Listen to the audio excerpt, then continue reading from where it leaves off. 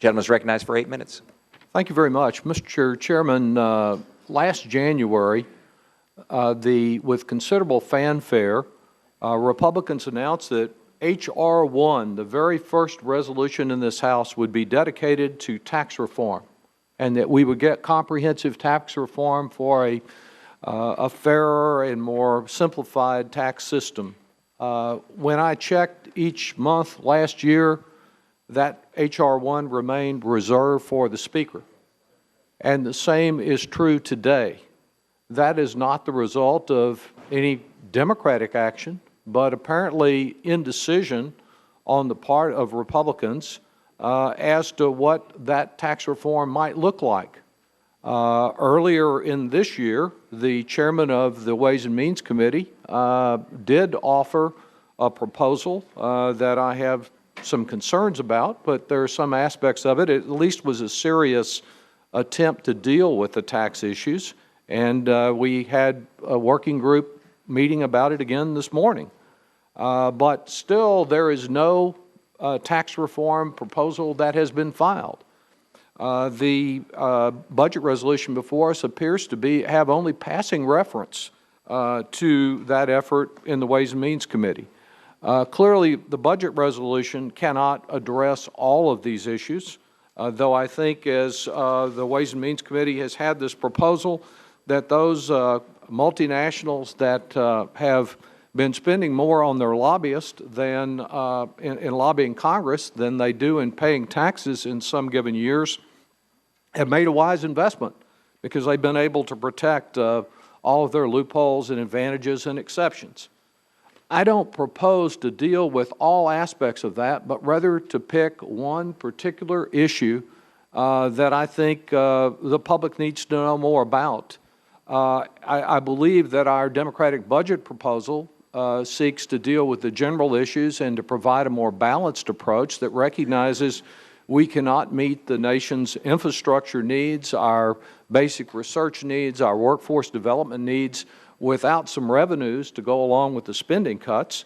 But I don't propose to use the savings that would be obtained through these additional revenues in this amendment on anything but reducing the deficit, since that seems to be a major concern of our Republican colleagues. The proposal that I have before the committee would increase revenues for deficit reduction by about $50 billion over the decade.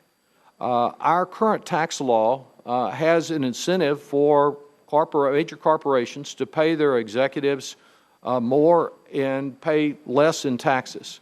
Most Americans would be surprised to know that multi-million-dollar executive bonuses are currently tax write-offs. Though Congress tried to tackle this problem 20 years ago, in 1993, actually limiting the deductibility of certain executive pay to $1 million, it had an exception, and of course the exception has swallowed the rule. I heard a colleague from Indiana earlier express the view that more Pell Grants are leading to inflated college professor salaries. Well, I'm concerned about something a little bigger than the size of a community college professor's salary. If you have a situation as existed at J.P. Morgan Chase, where the CEO was paid $20 million in a year that the bank paid billions in penalties for wrongdoing, I don't think that the American taxpayer ought to be subsidizing that. I think J.P. Morgan Chase can pay its executives as much as it wants to pay, but that there should be a limit similar to that the Congress tried to put in effect in 1993 on how much of that executive compensation is deductible. And the amounts involved are really enormous. Apparently, some executives can't get by on less than tens of millions of dollars a year in compensation. The Economic Policy Institute estimates that between 2007 and 2010, more than $120 billion in executive compensation was deductible from corporate earnings, and more than half fell within this exception. So I believe let corporations provide as much compensation as they want for their directors, for their officers, for their employees, but let the taxpayer not subsidize that through providing a write-off for those very large amounts, and let's use the $50 billion that would be obtained in additional revenue to pay down our debt. With that, I would yield a couple minutes to our colleague from Wisconsin, Mr. Pocan. Well, thank you, gentleman from Texas, for introducing this.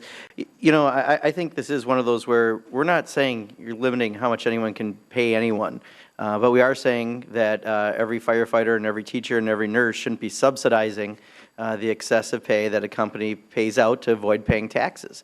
It seems reasonable. In 1988, the average CEO made 40 times their worker. Right now, that ratio is up to 354 times. times. Recognized for 1 minute to close. Well, I appreciate the offer of cooperation and the kind comments about the chairman of the Ways and Means Committee, Mr. Camp, and I think the gentleman will want to pass along his constant money grab comments to Mr. Camp, because his proposal includes the same language I have for the top 3 executives. I simply expand it to cover other executives at these corporations. Now, we would know if that is your proposal and not just Mr. Camp's if H.R. 1 had been filed. It is not Democrats that are keeping you from filing tax reform legislation. I'm heartened to hear the enthusiastic concern about the tax code that is being expressed here today.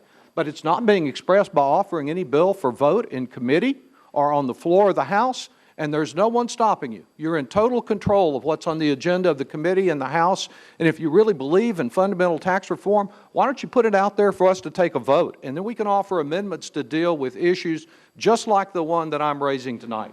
And what a strange circumstance that the same group of people that want to voucherize Medicare, that want to eliminate long-term care coverage for seniors, Gentleman's time has expired. protect them by assuring high compensation at corporate Gentleman's time has expired. executives. The question is